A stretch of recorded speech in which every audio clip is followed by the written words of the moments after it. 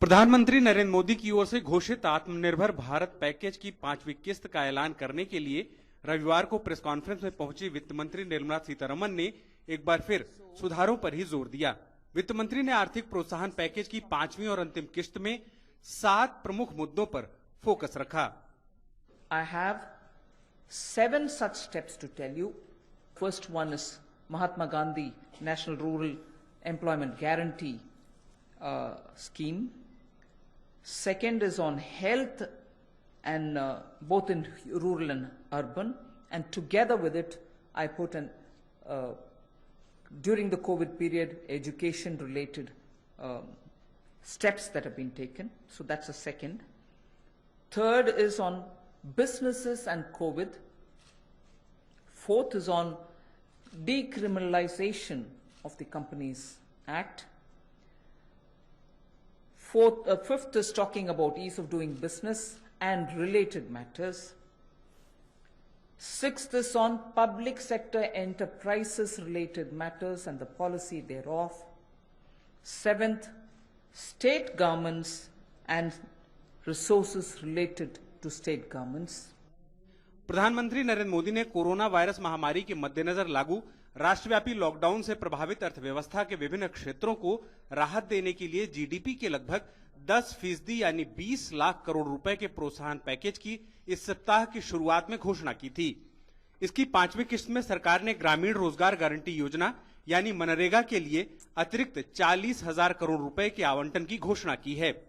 इससे घर लौट रहे प्रवासी श्रमिकों को रोजगार मुहैया कराने में मदद मिलेगी।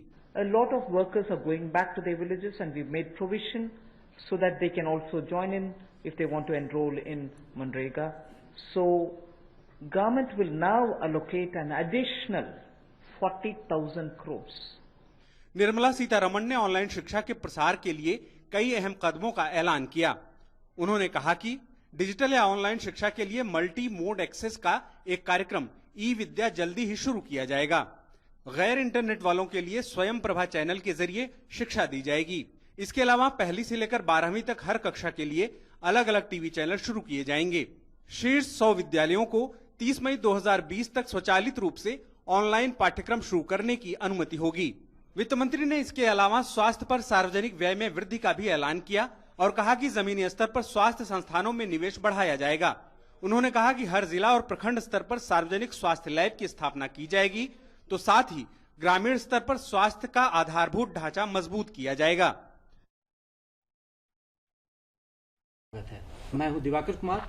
अभी हम देख रहे थे कि किस तरह से प्रधानमंत्री नरेंद्र मोदी ने आत्मनिर्भर भारत को लेकर जो ऐलान किया है, 20 लाख करोड़ रुपए के राहत पैकेज का ऐलान किया है, उसका ब्यौरा लगातार केंद्रीय वित्त मंत्री निर्मला सीतारमण की ओर से दी जा रही थी। आज हम इस पर चर्चा करेंगे कि स्वास्थ्य और शिक्षा को लेकर किस तरह से जोर दिया गया है और ये जो लॉकडाउन की विषम परिस्थिति, कोरोना महामारी को लेकर जो हालात पैदा हुए हैं, उसमें इन दोनों सेक्टर से कैसे जो है वो आर्थिक स्थिति के साथ उसे जोड़ा जाए और उस स्थिति को अनुकूल बनाया जाए, और ताकि बच्चों को दिक्कत ना हो और लोगों को स्वास्थ्य में किसी तरह की परेशानी ना हो। इन तमाम मुद्दों पर हम चर्चा करेंगे। हमारे साथ स्टूडियो में 2 खास मेहमान हैं। आपका हम परिचय कराते हैं। नितिन मदन कुलकर्णी, प्रधान सचिव स्वास्थ्य विभाग के, और साथ ही साथ डॉक्टर राम सिंह, प्रिंसिपल हैं डीपीएस स्कूल के। दोनों से हम जानने की कोशिश करेंगे कि जो स्वास्थ्य और शिक्षा के सेक्टर में ये जो कदम उठाए गए हैं, इसका क्या कुछ परिणाम आने वाले दिनों में दिखेगा और क्या लगता है कि इससे हम कोरोना महामारी का जो सिचुएशन पैदा हुआ है उससे डील कर पाएंगे। शिक्षा के क्षेत्र को लेकर के एक बड़ा अनाउंसमेंट हुआ है, और साथ ही साथ अगर हम इसके बैकग्राउंड में जाएं तो लगभग जो ये सेशन जो अप्रैल के बाद शुरू होता है, कोरोना की वजह से वो सेशन शुरू नहीं हुआ। बच्चों एक तरह से घरों में कैद हो गए, तो उनकी स्थिति थोड़ी सी डिफरेंट है। बड़े लोग तो ठीक है, जरूरी काम से घर से बाहर भी निकल रहे हैं, लेकिन बच्चे पूरी तरह से पैक्ड हैं, और इस बीच कुछ एग्जाम्स के भी जो दूसरे पहलू थे, तो वैसे में सरकार ने एक ऑनलाइन, और कुछ स्कूलों ने भी अपनी तरफ से पहल की है कि वो ऑनलाइन शिक्षा दे रहे हैं, बच्चों के घरों तक स्कूल किताबों को पहुंचाने की व्यवस्था की है। तो इस तरह में जो ये ईद विद्या योजना वगैरह जो की गई है, डॉक्टर राम सिंह जी, किस तरह से आपको लगता है कि ये टेक्टफुली इसको बच्चों तक पहुंचेगा तो इसका फायदा होगा? देखिए, इस महामारी के समय सडनली मार्च में पता चला कि ऐसी चीज आ गई है, जिससे कि बच्चों की पढ़ाई, बच्चों के एग्जाम्स सब कुछ प्रभावित हो गए और हमको तुरंत अल्टरनेट कुछ व्यवस्था करनी पड़ी स्कूलों को। इसमें स्कूल अपने तरफ से निकल के आए, थोड़े से वो ऑनलाइन कोर्सेज क्लासेज कुछ पढ़ाना शुरू किए, एग्जामिनेशन का भी थोड़ा सा किए। कुछ सीबीएसई की गाइडलाइंस आई कि बच्चों को प्रमोट कर दिया जाए, बिना उनके छोटे क्लासेज का बड़े क्लासेज का एग्जाम लेकर करें। लेकिन कल बहुत अच्छा लगा कि सरकार की प्रायोरिटी में एजुकेशन दिखा, क्योंकि देखिए शिक्षा से ही समाज का निर्माण होता है, भविष्य का निर्माण होता है। अगर शिक्षा फोकस में नहीं होगी तो हम इसका मतलब अपने भविष्य के प्रति बहुत सतर्क नहीं है। तो ऐसा देखने में आया कि जो प्रोग्राम्स लेकर के अभी गवर्नमेंट आ रही है, जैसे ई विद्या प्रोग्राम है, आपके चैनल के थ्रू उसके लिए 12 जितने भी क्लासेज हैं उतने चैनल रहेंगे, उसके थ्रू बच्चों को पढ़ाया जाएगा। चूंकि हम लोग देख रहे थे ऑनलाइन टीचिंग में और ऑनलाइन असेसमेंट में इंटरनेट का बड़ा रोल था। बहुत जगह इंटरनेट का प्रॉब्लम आ रही थी, बहुत से zoom app and other app आए थे, उसमें प्रॉब्लम आ रही थी। तो इसके कारण हमको लगता है कि सरकार जब निकल के आई है और ई विद्या प्रोग्राम के द्वारा चैनल के थ्रू जो बच्चों को पढ़ाया जाएगा, इसके साथ में एक one nation one digital platform हुआ। देखिए अलग अलग बोर्ड थे, अलग अलग स्कूल के स्टैंडर्ड है। अगर इसमें हम अच्छाई देखें तो ये निकल के आ रही है कि जब एक चैनल से, एक डिजिटल प्लेटफॉर्म से अगर सबको पढ़ाया जाएगा तो सबसे बड़ी बात है, चाहे वह शहर का बच्चा हो चाहे वह गांव का है, सबको एक समान उनको टीचिंग मिलेगी, एक समान अपॉर्चुनिटी उनको मिलेगी। केवल पढ़ाई ही नहीं, पढ़ाई से आगे बढ़ करके जो मनोदर्पण, जो काउंसलिंग का है, आप समझ आए कि इस पीरियड में जो आप बात कर रहे थे, बच्चे जो कि बड़े सेंसिटिव होते हैं, एक कम एज के बच्चे कहीं बाहर नहीं जा सकते, सबसे ज्यादा ये अफेक्टेड हो सकते हैं। इन बच्चों के पर जो इनके लॉकडाउन का घर में रह के न तो खेल पा रहे हैं, न तो कोई एक्टिविटीज कर पा रहे हैं, न तो पीयर ग्रुप में वो जितने एंजॉय करते थे वो एंजॉयमेंट आ रहा है, तो इनको काउंसलिंग की भी बहुत जरूरत थी। मतलब बच्चे भी एकदम से लगता है कि तनाव की स्थिति में है। तो उस तनाव को भी कम करने के लिए सरकार ने सोचा और मनोदर्पण के नाम से जो एक प्लेटफॉर्म, डिजिटल प्लेटफॉर्म लेके आया है, तो हमको लगता है कि ये बहुत ही उपयोगी होगा। इसके साथ में और भी जो रेडियो का यूज हो रहा है, तो हमको लगता है कि इन सभी चीजों को मिला करके हम देखें तो सरकार का ये पक्ष था कि हर बच्चे तक, हर गांव तक, हर मोहल्ले तक, हर गली तक हम पहुंच जाएं और बच्चों को हम एजुकेशन दे पाए। केवल स्कूल नहीं, इससे आगे जाकर के 30 मई तक आप देख रहे होंगे 100 यूनिवर्सिटीज में ऑनलाइन कोर्सेज शुरू होने जा रहे हैं। ये जो कोर्सेज मिल जाएंगे तो हमको लगता है कि भविष्य का जो स्कूलों का या कॉलेज का एजुकेशन की जो डायनेमिक्स है वो बदलने जा रही है। ऑनलाइन कोर्सेज होने से हमको लगता है कि भविष्य में एजुकेशन सस्ता हो जाएगा और सरल सबको अवेलेबल हो जाएगा। तो क्या कोरोना का जो सिचुएशन, जिस वजह से जो हालात पैदा हुए, तो क्या इसने हमारे लिए एक अवसर भी जनरेट किया है क्या? देखिए हमेशा आप देखें, इतिहास को पढ़ेंगे तो हमेशा देखेंगे जब जब कंपल्सन आया है उसी में से इन्वेंशन निकल के आता है। ऑनलाइन था, हम आपको बता सकते हैं जो हमारा एक्सपीरियंस है, जो हमको डेटा मिल रहे हैं कि टीचर्स इतने जल्दी एक्वेंट हो जाएंगे ऑनलाइन सिस्टम से, यह नहीं लगता था। लेकिन इस परिस्थिति में टीचर्स इतने जल्दी एक्वेंट हो गए, बच्चे एक्वेंट हो गए, मोबाइल का फोन यूज कर रहे हैं, ऑनलाइन टीचिंग कर रहे हैं, ऑनलाइन असेसमेंट के लिए तैयार हो रहे हैं। जो बच्चे कॉलेज में जाके, यूनिवर्सिटीज में जाके ऑनलाइन में करते थे, पढ़ते थे, वो आज के डेट में स्कूल में, इवन प्राइमरी क्लास के बच्चों को में देखने को मिल रहा है। तो सर, जब अगर अवसर और की बात हो रही है कि अवसर पैदा, जैसे इंडिया में N95 मास्क पहले नहीं बनते थे, शिक्षा के क्षेत्र में जैसे अगर हम कहें कि ऑनलाइन नॉर्मली किताबों की बिक्री नहीं होती थी, अभी वो घरों तक पहुंच रही है और ऑनलाइन वो चीजें हो रही है। जिस तरह से एजुकेशन में एक तरह से हम कह सकते हैं कि रिफॉर्म का भी दौर इस जरिए शुरू हुआ है। नहीं, जैसे आपने बताया कि पूरी डायनेमिक्स बदल रही है। पूरा जो है चीजें ऑनलाइन हो जाएंगी, बड़े बड़े बिल्डिंग का, बड़े बड़े कैंपस की जरूरत नहीं पड़ेगी और सबको जो एजुकेशन है वो सरल हो जाएगा। हर चीजें आज की डेट में बच्चे एग्जामिनेशन के लिए तैयार हैं, वीकली टेस्ट के लिए तैयार हैं, उनका असेसमेंट हो रहा है, काउंसलिंग जो है पूरे देश में चल रही है, टीचर्स की ट्रेनिंग चल रही है। तो इतनी जल्दी ये सभी चीजें जो इनोवेशंस हुए, ये सब चीजें जो निकल के आई, वो पूरी एजुकेशन को बदलने जा रही है और एक नया एजुकेशन सिस्टम हमको लगता है कि इस कोरोना के बाद इवॉल्व होके बाहर निकले। उन्होंने सेक्टर किया कि शिक्षा के क्षेत्र में इन चीजों, तो एक बड़ा फोकस था कि बच्चों का जो मानसिक विकास है उस पर भी उन्होंने जोर दिया है कि उसके लिए भी बाकायदा हम लोग एक कैंपेन चलाएंगे, वो सीरीज चलेगा जो ऑनलाइन तरीके से चल रहा है कि अगर जैसे क्लासेस तो चल ही रहे हैं, जैसे वैल्यू एडेड का सिस्टम जो है वो ऑनलाइन क्लासेस और टीवी के जरिए भी होगा। देखिए उसमें उन्होंने काउंसलिंग और उसके बाद स्किल एजुकेशन को भी जो सरकार की पिछले बार भी प्रायोरिटी रही है, इस बार हमको लगता है कि वो ऑनलाइन के थ्रू उस पर ज्यादा फोकस कर रही है कि जो बच्चों में किसी तरह का तनाव, किसी तरह का कैरियर को लेकर के जो उसमें बच्चों में तनाव है या स्ट्रेस है, तो इसको वह माने ऑनलाइन के थ्रू और डिजिटल प्लेटफॉर्म के थ्रू सॉल्व करेगा, जिससे कोई भी बच्चा कहीं भी उसको कुंठित होने की जरूरत नहीं है, अपॉर्चुनिटी उसको मिले और वो उसी तरह से अपनी फ्यूचर को निर्धारित कर सके जैसा पहले करता था।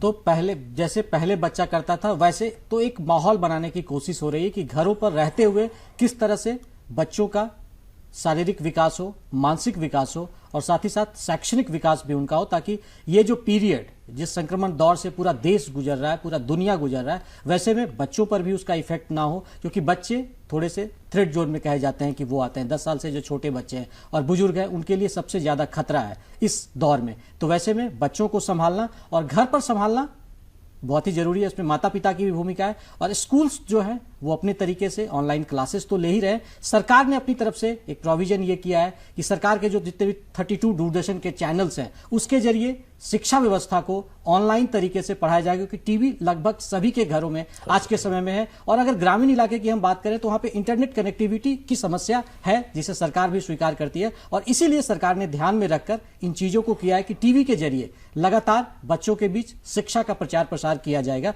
तो मेरे ख्याल से ये एक जो सिस्टम है ये लगातार बढ़ रहा है। और जब हम स्वास्थ्य की बात करते हैं तो लगातार स्वास्थ्य के क्षेत्र में जिस तरीके से आप कह रहे थे कि लैब को लेकर ज्यादा हम लोग और आगे बढ़ रहे हैं और चीजों को आगे बढ़ा रहे हैं, लेकिन जिस तरीके से झारखंड में अब जो हम कह सकते हैं प्रवासी कामगार, श्रमिक और बाहर से लोग आ रहे हैं, लगभग 1 लाख लोग झारखंड में आ चुके हैं और दिनों दिन संख्या वैसे में बढ़ भी रही है। तो वैसे में स्वास्थ्य महकमा जिस तरीके से केंद्र सरकार सपोर्ट कर रहा है, तो वैसे में कितना अपने आप को दक्ष पा रहा है। बच्चे थोड़े दबाव में हैं, उनके माता पिता दबाव में, उनको लगता है कि किस तरह से ऐसे चलेगा। वैसे में बहुत सारे गार्जियन थोड़े प्रेशर में भी हैं।